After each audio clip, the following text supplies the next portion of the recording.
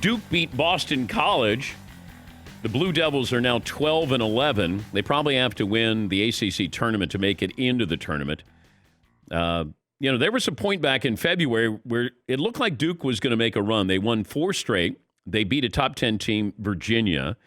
Then they lost in overtime to Louisville and Georgia Tech. The wheels came off in that regular season finale against North Carolina. And now their last chance. Even Coach K said we don't deserve to be in the tournament. If the ACC doesn't go well, get ready for the first tournament without Duke in over 25 years. Does Duke accept an invitation to the NIT if Duke doesn't make the NCAA tournament? Should they accept a bid to the NIT? Could you make Duke a 16 seed? Yes, Paul.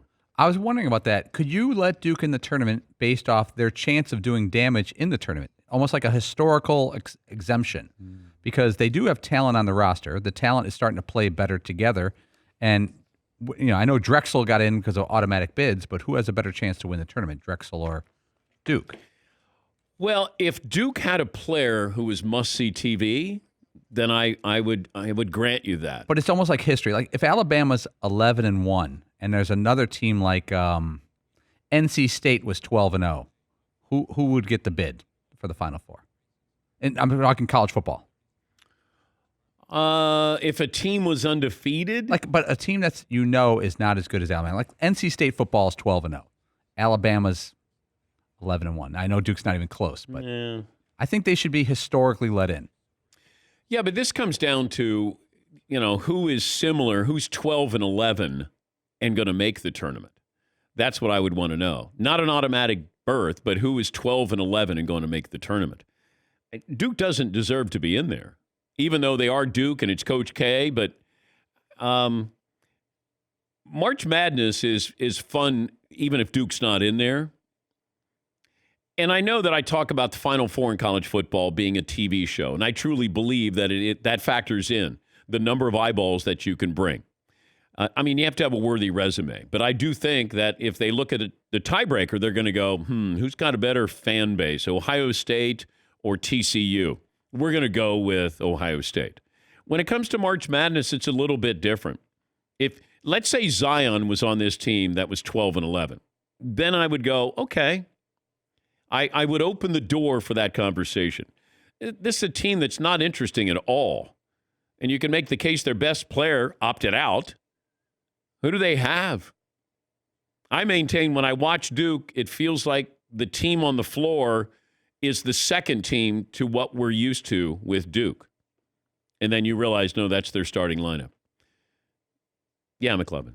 So if Duke's not in, who's the next closest thing to a must-watch team?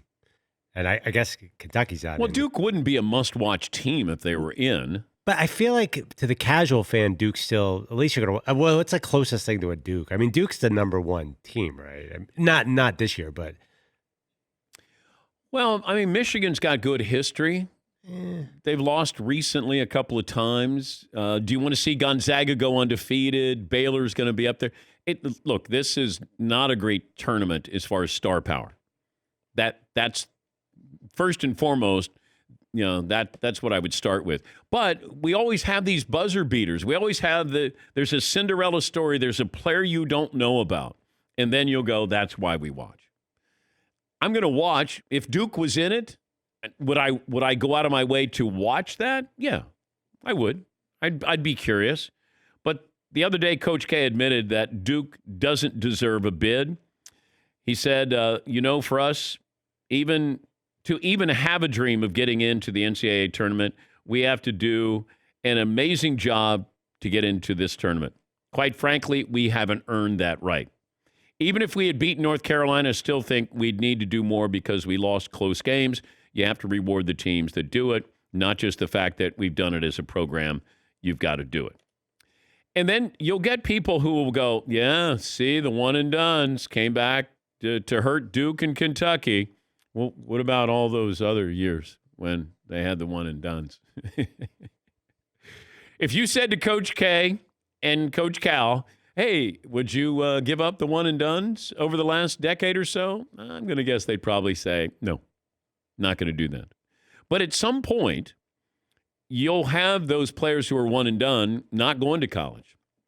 That doesn't mean you won't have one and done players, because the players who will be in college will still be recognized as very good players. They just won't be playing against the best players. If you have the G League develops, or you start a post-high school league, something where you can get these players, get them ready for the NBA, get them paid, let them get an agent, those kind of things. And we may be really far down the road. Do we get to the point where the NBA says, okay, no more one and dones? You know? And then what's going to happen with some of these, teams, these programs, these coaches, and their philosophy here? Because I still maintain I love the one and done, because I do want to see them at least 1 year. But I also, because of the one and done, that allows these mid-majors to still be relevant. And it's great. And next year is the last one and done year. And then what happens? Does Duke then get those players, or North Carolina or Kentucky, Kansas, that would have gone to another school and spent 3 years there? And it might be back to the 1980s again. But Duke and Kentucky will continue to be Duke and Kentucky. As long as Calipari's there, Coach K's there. Michigan State, that's an interesting team there with Tom Izzo. And they could win it all this year, as crazy as that may sound. Yeah, Paul. And a guy like Zion Williamson is never going to happen again in college basketball. A guy that hot, that exciting, that promotable and sponsorable, he won't spend 1 second in college, especially with the new rule where you don't have to. He'll go to a overseas or G League or anything. There'll be a point where someone's going to skip their senior year of high school and go play overseas and make $200,000.